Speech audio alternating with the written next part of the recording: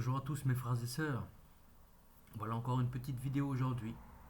Une petite vidéo que le Seigneur me met à cœur de partager. Alors aujourd'hui je vais vous parler du fait que qu'il faut qu'on prenne conscience, nous chrétiens ou enfants de Dieu, que nous portons l'image de Dieu. Dans ce sens-là, il faut qu'on prenne conscience qu'on a une responsabilité. C'est de représenter Dieu sur terre. Voilà, ça peut paraître bizarre ou pas bizarre, mais c'est pourtant bien la réalité. Parce que notre comportement doit refléter le caractère de notre Père au-dessus des cieux, de celui qui a créé le ciel et la terre. Notre comportement doit refléter ses attributs. Pourquoi? Parce qu'il nous a donné son esprit. Donc mes frères et sœurs, je voulais aujourd'hui mettre l'attention sur le fait que être chrétien, c'est pas tout simplement dire je crois en Jésus et aller à l'église le dimanche et les autres jours, eh ben, c'est vivre comme le monde, vivre à la façon du monde, vivre dans les mœurs et les coutumes que le monde nous inculque. C'est pas ça être chrétien, c'est pas ça être enfant de Dieu, mes frères et sœurs.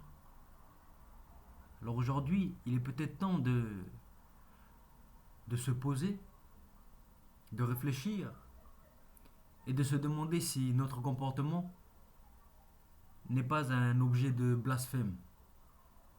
Dans le sens où est-ce que notre comportement est juste, est droit, équitable envers tout le monde, que ce soit envers ceux qui ne croient pas encore au Seigneur ou envers aussi nos frères et sœurs qui croient au Seigneur, qui croient au Seigneur. Nous devons avoir cette réflexion. Voilà, ce message c'est pour nous encourager à avoir une attitude de remise en question. Nous devons analyser nos comportements, voir s'ils sont en conformité avec la volonté de notre Père au-dessus des cieux. C'est très important mes frères et sœurs. Donc voilà, comprendre que nous sommes le temple qui porte l'Esprit de Dieu, qui porte l'Esprit Saint de Mashiach, du Christ. Et que, à cause de cela, nous devons être parfaits.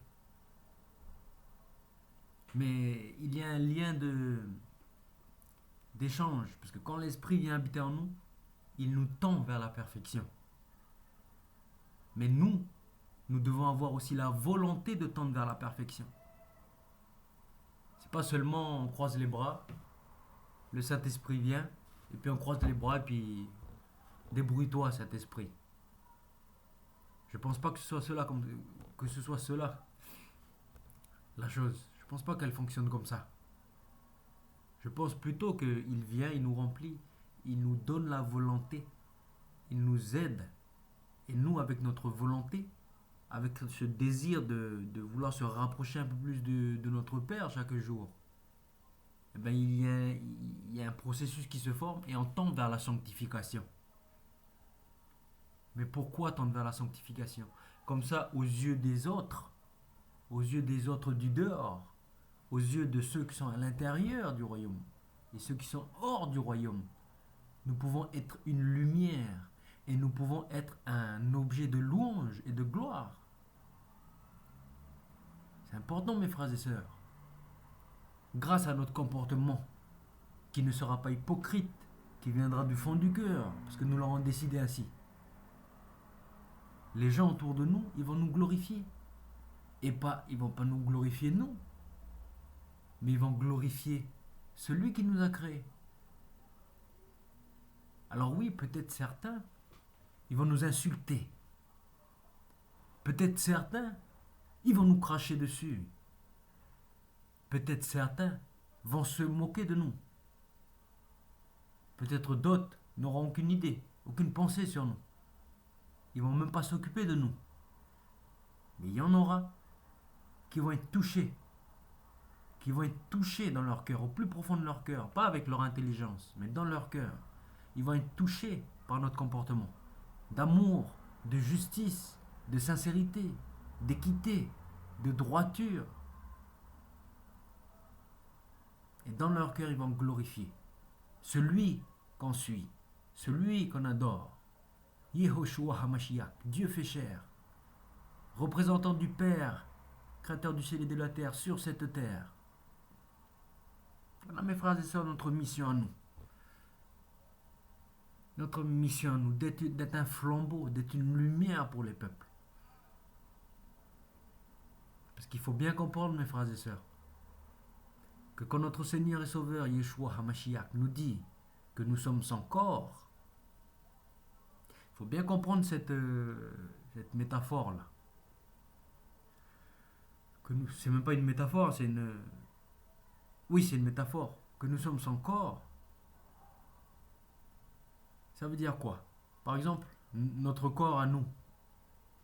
Les mains, les pieds, voilà, la tête.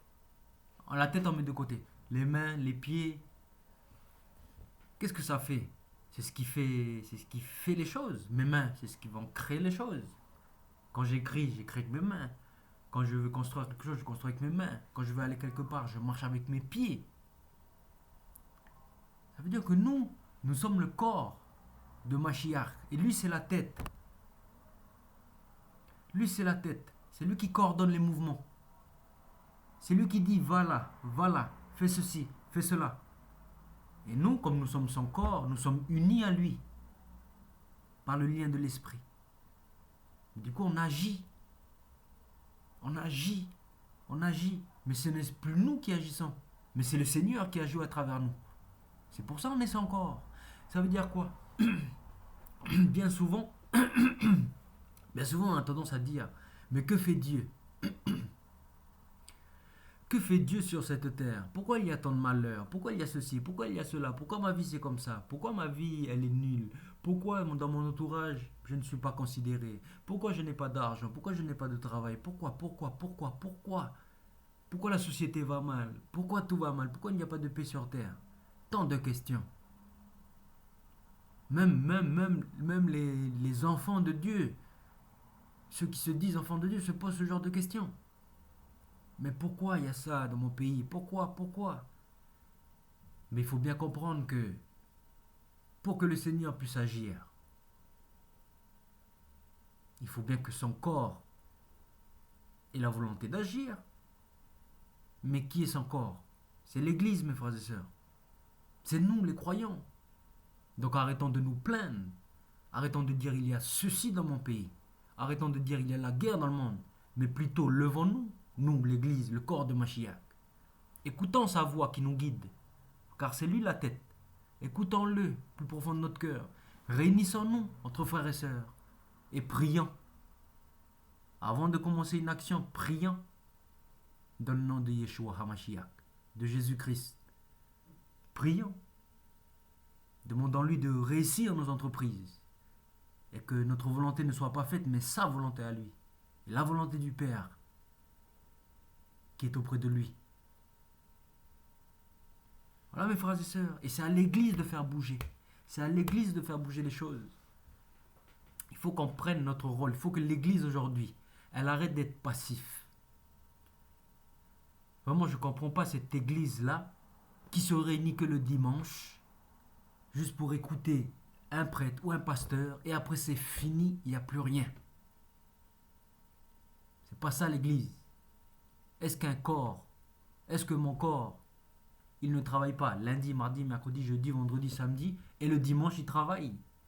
Non, mon corps il travaille lundi, mardi, mercredi, jeudi, vendredi, samedi, dimanche. Et le samedi c'est le jour du Shabbat, un petit jour de repos pour qu'il puisse reprendre des forces. Donc le corps du Seigneur Jésus-Christ, Yeshua HaMashiach, il doit travailler lundi, mardi, mercredi, jeudi, vendredi, samedi, dimanche. Et le samedi, il doit se reposer. Jour du Shabbat. Voilà mes frères et sœurs, la vraie réalité. L'église, ce n'est pas le dimanche. Le dimanche, c'est bien.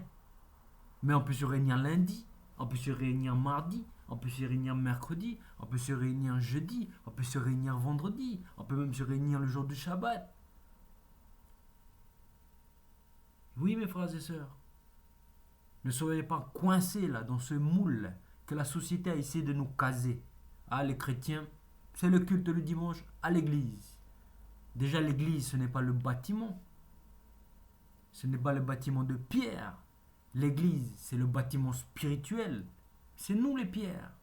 C'est chaque croyant. Et quand on se réunit, on forme l'église, on forme l'assemblée, on forme le temple de Dieu. C'est ça l'église, c'est la réunion des croyants. C'est pas un bout de pierre avec une croix au-dessus. Ça, c'est pas une église, ça. Une église, ça, c'est un local. C'est un local pour contenir l'église. Donc, mes frères et sœurs, il faut qu'on se rende compte que, d'une part, individuellement, on a une mission à porter, on doit être une lumière, on doit être une source de glorification sur cette terre, en tant qu'individu. Mais en tant que groupe de l'Église, on a cette mission aussi de faire bouger le corps du Christ, de faire des actions, ça, là, là, là, faire des œuvres caritatives, là, aux pauvres, auprès des pauvres, faire l'aumône, là, ceci, cela, s'occuper des veuves, s'occuper des orphelins. Voilà le corps du Christ, ce qu'il doit faire. Prier en tout temps, prier pour le rétablissement de la justice dans son pays. Prier pour le rétablissement des familles. Prier pour que la drogue n'ait plus d'emprise sur les jeunes de la Kanaki. Prier pour que les mauvaises coutumes de cette société, telles que la pornographie, telles que l'individualisme, telles que l'avarisme, telles que l'amour de l'argent, telles que l'orgueil, telles que les mérites par les récompenses par les mérites, toutes ces choses négatives là, prier pour qu'elles n'aient pas d'emprise sur les enfants de Dieu, sur les habitants de la Kanaki, sur les habitants de toute la terre. Mes frères, nous avons un pouvoir, mes frères et sœurs. Alors ne négligeons pas ce pouvoir, la prière du juste. La parole de Dieu dit que la prière du juste est efficace. Ça veut dire quoi? Que quand tu pries, ça se réalise. Il faut prendre conscience de ça. Ce ne sont pas des paroles en l'air. Quand le Seigneur Yeshua, notre grand frère, notre Seigneur, notre Sauveur, il nous dit, à travers la parole, que si nous avons une foi comme un grain de sénévé, un tout petit grain, on peut dire à cette montagne-là, une montagne, déplace-toi et jette-toi dans la mer. Elle se déplacera et elle se jettera dans la mer, si nous avons cette foi-là. Dans un autre côté, la parole dit aussi que quand on demande quelque chose à Dieu, il faut faire comme si on l'a déjà reçu. Il faut avoir la conscience, la confiance que nous l'avons déjà reçu, même si on ne le voit pas encore. Et elle va se réaliser. C'est ça la foi inébranlable. Alors mes frères et sœurs, quand tu vas prier pour quelque chose, mon frère, ma sœur, si dans ta vie tu as un problème, tu as un Goliath, si dans ta vie tu as un Goliath, moi je te dis, mon frère, ma sœur, l'arme la plus efficace, c'est la prière. C'est pas la réflexion. Pas la réflexion. C'est pas, tu vas pas te dire comment je vais faire, ah là, là je vais essayer ça. Non, non, non, non. Ne nous trompons, ne perdons pas de temps. C'est une perte de temps. L'adversaire rigole. L'adversaire il rigole. Ne perdons pas de temps comme ça. Soyons efficaces. Problème, tac, on se met à genoux, on prie avec ferveur, avec sincérité de cœur, pour que notre Père, pour que Yeshua HaMashiach puisse briser ce problème. Puisse briser, ou pour qu'il puisse nous aider à surmonter ce problème, afin que nous devenions plus grands dans la foi. Car l'objectif, il est là. Oui, mes frères et sœurs. Ne restons pas dans notre... comment ça s'appelle? Dans notre zone de confort. Ne nous disons pas, je suis chrétien, je vais à l'église le dimanche, je fais par-ci par-là quelques bonnes actions, j'ai plus rien à faire. Plus rien à faire, je serai sauvé, je vis ma petite vie tranquille. Ne soyons pas tièdes, mes frères et sœurs, pour le Seigneur. Soyons brûlants. Soyons bouillants. Car le Seigneur a dit dans la parole que si nous sommes tièdes, il aurait préféré que nous soyons brûlants ou que nous soyons totalement froids. C'est-à-dire que totalement froid, qu'on n'ait même pas de foi, qu'on ne croit pas en lui. Il aurait préféré ça au lieu que l'on soit tiède. Ça veut dire qu'avec Dieu, avec notre papa, il n'y a pas de juste milieu.